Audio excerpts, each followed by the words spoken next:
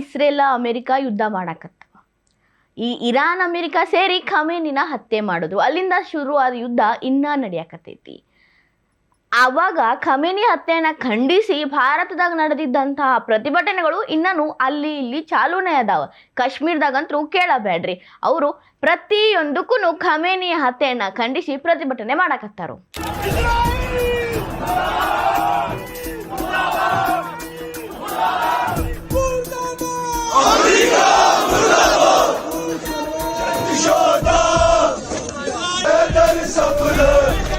ಹಂಗ ದೇಶದ ಮೂಲೆ ಮೂಲೆಯಿಂದ ಕೂಡ ಖಮೇನಿಯ ಹತ್ಯೆಯನ್ನ ಖಂಡ್ಸಾಕತ್ತಾರ. ಆದ್ರ ಯೋಗಿ ಆದಿತ್ಯನಾಥ್ ಅವರ ಉತ್ತರ ಪ್ರದೇಶದಾಗ ಪರಿಸ್ಥಿತಿ ಹೆಂಗಿರಬಹುದು ಅಂತ ನೀವು ಅನ್ಕೊಂಡಿರಿ? ಹೆಂಗಾದ್ರೂ ಯೋಗಿ ಆದಿತ್ಯನಾಥ್ ಅವರು ಬುಲ್ಡೋಸರ್ ಕಿಂಗ್. ಏನೇ ಆ ಕಡೆ ಈ ಕಡೆ ಮಿಸ್ಕಾಡಿದ್ರು ಯಾವ ರೀತಿ ಟ್ರೀಟ್ಮೆಂಟ್ ಕೊಡಬೇಕು ಅಂತ ಅವ್ರಿಗೆ ಗೊತ್ತೈತಿ.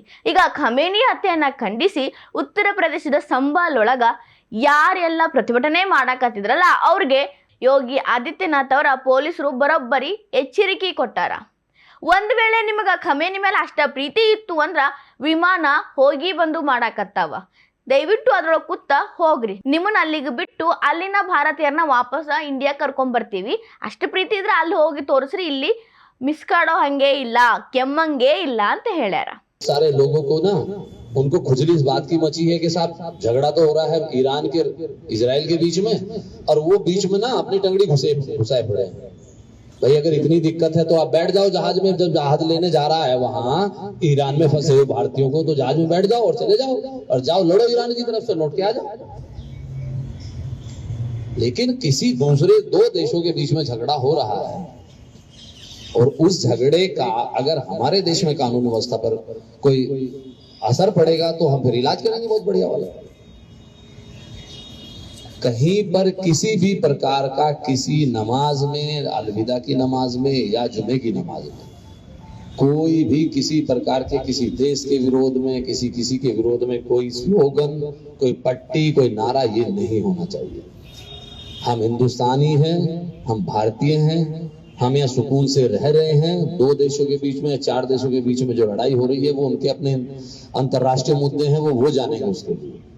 लेकिन कोई आदमी आए, 7-10 आदमी खड़े होकर छाती पीट रहे हैं, हाय हाय हाय साहब ईरान को मार डाला, ईरान को मार डाला। अरे भाई इतना वो है तो चले जाओ ईरान, इसको जाना। लेकिन ये चीजें बिल्कुल हम बर्दाश्त यहाँ नहीं करेंगे कि हमारे यहाँ आके कोई भी आदमी अपने देश में आके यहाँ कोई फिजा बिगाड़े। है कुछ लोग ऐसे, एक दो जगह, एक दो कस्बों में लोगों ने इस तरह की हरकतें की हैं। तो हम दूसरे की लकड़ी, जबरदस्ती की लकड़ी, अरे उनको लेने दो भाई, तुम क्यों ले रहे हो उनको? अगर ईरान के और अमेरिका के बीच में कोई विवाद है या कोई दूसरे देशों के बीच में विवाद है तो वो अपना सुलझा रहे हैं। अगर जरूरत पड़ेगी तो हमारी सरकार का काम है वो देखने का।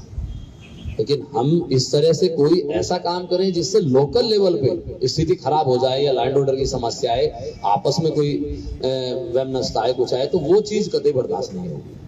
ये चीज आप सबको एक बार बता दीजिएगा। और पुलिस फिर वहां तक इलाज करती है कि जहां वो पोस्टर छपते हैं ना, जहां वो स्लोगन लिखे जाते हैं, फिर उन तक का इलाज होता है। तो ऐसी सिचुएशन ना हो।